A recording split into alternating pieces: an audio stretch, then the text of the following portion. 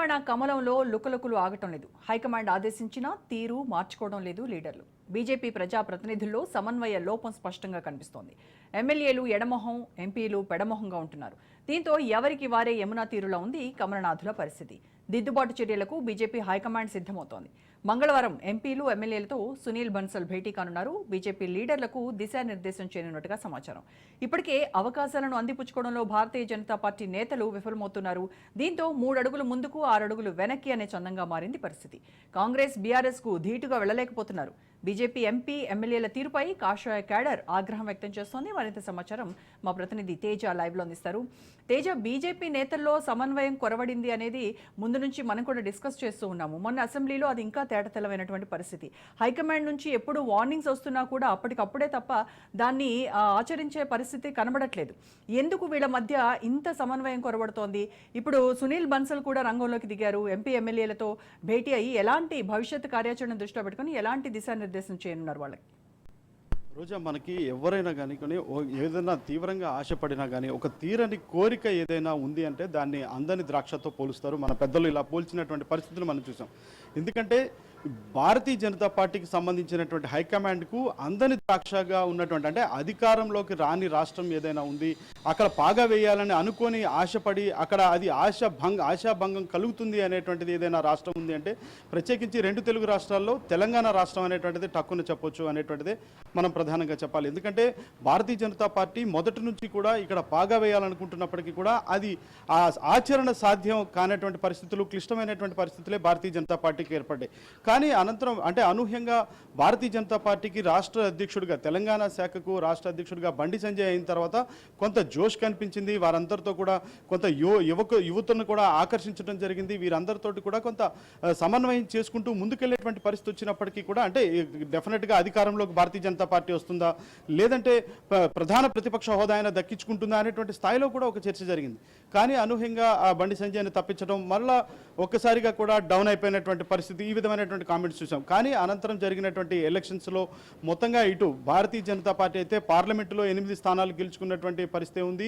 అదేవిధంగా శాసనసభలో కూడా 8 స్థానాలు గెలుచుకున్నటువంటి పరిస్థితి. ఎమ్మెల్సీలో కూడా ఒక ఎమ్మెల్సీ కూడా భారతీయ జనతా పార్టీకి ఉంది. అంటే గతంలో సంఖ్యాబలం లేదు, కానీ ప్రస్తుతం సంఖ్యాబలం ఉన్నప్పటికీ కూడా ప్రజల్లోకి భారతీయ జనతా పార్టీ నినాదాన్ని, భారతీయ జనతా పార్టీని మొత్తంగా గ్రామ స్థాయి వరకు తీసుకువెళ్లడంలో మాత్రం భారతీయ జనతా పార్టీకి సంబంధించినటువంటి ప్రజాప్రతినిధులు పూర్తి స్థాయిలో విఫలమవుతున్నారు అనేటువంటి వ్యాఖ్యలు వినిపిస్తున్నాయి. ఎందుకంటే వీరిలో ఉన్నటువంటి సమన్వయ లోపం, అంటే ఎమ్మెల్యేల తీరు చూస్తే ఎవరికి వారే యమునా తీరే ఉన్నట్లుగానే కనిపిస్తుంది, ఎవరి దారి వారు అన్నట్లుగానే ఉంటున్నారు, ఎవరికి వారు ఎడమొహం పెడమొహంగానే ఉంటున్నారు.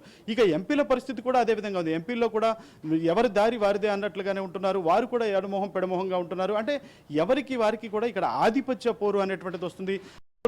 భారతీయ జనతా పార్టీకి సంబంధించి తెలంగాణ రాష్ట్ర శాఖకు నూతన అధ్యక్షుడు కూడా ఎన్నుకుంటారు అని తెలుస్తున్నటువంటి నేపథ్యంలో నూతన అధ్యక్షుడు తమకుండాలని చెప్పి, అంటే పైకి అందరూ కూడా మేమందరం హైకమాండ్ చెప్పిన మాట వింటాము అని చెప్తున్నప్పటికీ కూడా ఎవరి ప్రయత్నాల్లో వాళ్ళు ఉన్నారు. కానీ ఈ విధమైనటువంటి అన్ని కూడా భారతీయ జనతా పార్టీకి సంబంధించినటువంటి హైకమాండ్ అయితే గుర్తించింది. ఇప్పటికే ఇటు శాసనసభ్యులను కానివ్వండి, అదేవిధంగా పార్లమెంటు సభ్యులను కానివ్వండి, వీరందరినీ కూడా హెచ్చరించినప్పటికీ కూడా వారి తీరులో మార్పు రాకపోవడంతో ఇక దిద్దుబాటు చర్యలు తీసుకునే విధంగా కూడా హైకమాండ్ రంగంలోకి దిగింది అన్నట్లుగానే చెప్పాలి. ఇదే నేపథ్యంలో హైకమాండ్ నుంచి తెలంగాణ ఈ భారతీయ జనతా పార్టీ ఇన్ఛార్జిగా ఉన్నటువంటి సునీల్ బన్సల్ అయితే రాబోతున్నారు.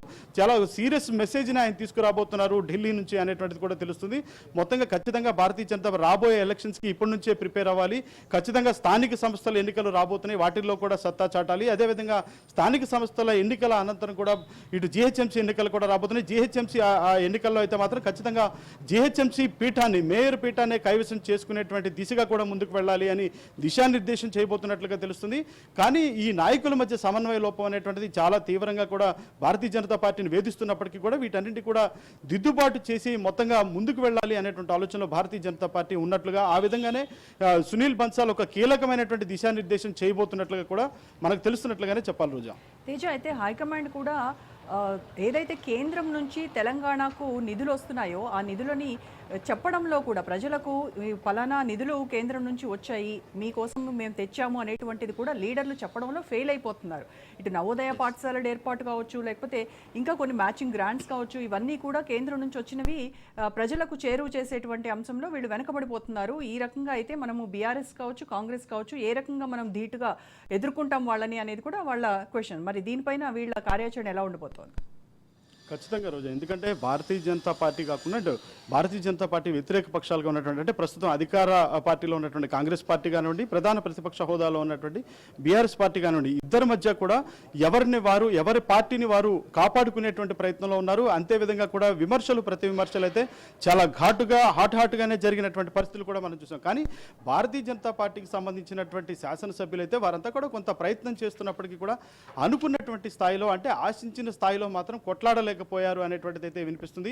ఎందుకంటే ఇప్పుడు మీరు ప్రస్తావించినట్టుగా నవోదయకు సంబంధించినటువంటి అంశాలు కానివ్వండి, లేకపోతే పిఎంకి సంబంధించినటువంటి ప్రధానమంత్రి యోజనకి సంబంధించినటువంటి వచ్చేటువంటి అంశాల్లో కానివ్వండి, అంటే కేంద్ర ప్రభుత్వం నిధులు ఏ విధంగా ఇస్తుంది అనేటువంటిది ప్రజలకు చెప్పడంలో కూడా అవన్నీ కూడా ఇటు అధికార కాంగ్రెస్ పార్టీ ప్రస్తుతం అధికారంలో ఉన్నటువంటి పార్టీ అయితే మాత్రం తన ఖాతాలో వేసుకుంటూ మేమే తీసుకొచ్చాము, మేమే ఇస్తాం అనేటువంటి స్థాయిలో వారంతా కూడా చెప్పుకుంటున్నటువంటి పరిస్థితి. కానీ అవన్నీ కూడా కేంద్ర ప్రభుత్వం నుంచి వచ్చేటువంటి నిధులు. కానీ కేంద్ర ప్రభుత్వం నుంచి వచ్చేటువంటి నిధులను మేమిస్తున్నాము, భారతీయ జనతా పార్టీ ఇస్తుంది, నరేంద్ర మోడీ ద్వారా వస్తున్నాయి, ఇవన్నీ కూడా ఆయన ఇక్కడ కేటాయించారు అనేటువంటిది ప్రజలకు చెప్పడంలో లేకుండా తెలియచెప్పడంలో కూడా పూర్తిగా కూడా వారు ఇక్కడ అయితే మాత్రం పూర్తిగా విఫలమైనట్లుగానే తెలుస్తుంది.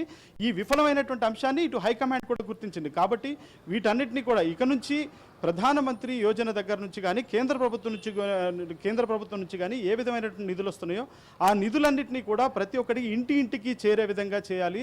శాసనసభ్యులంతా చొరవ తీసుకోవాలి, పార్లమెంటు సభ్యులంతా చొరవ తీసుకోవాలి. అదేవిధంగా ప్రధానమైనటువంటి నాయకులు కానివ్వండి, కీలకమైనగా చెప్పబడేటువంటి నాయకులు కానివ్వండి, క్షేత్రస్థాయి వరకు ఖచ్చితంగా తీసుకువెళ్లాల్సిందే అనేటువంటి దిశగా కూడా సునీల్ బన్సల్ ఒక కీలకమైనటువంటి దిశానిర్దేశం చేయబోతున్నారు అన్నట్లుగానే మనం చెప్పొచ్చు రోజా.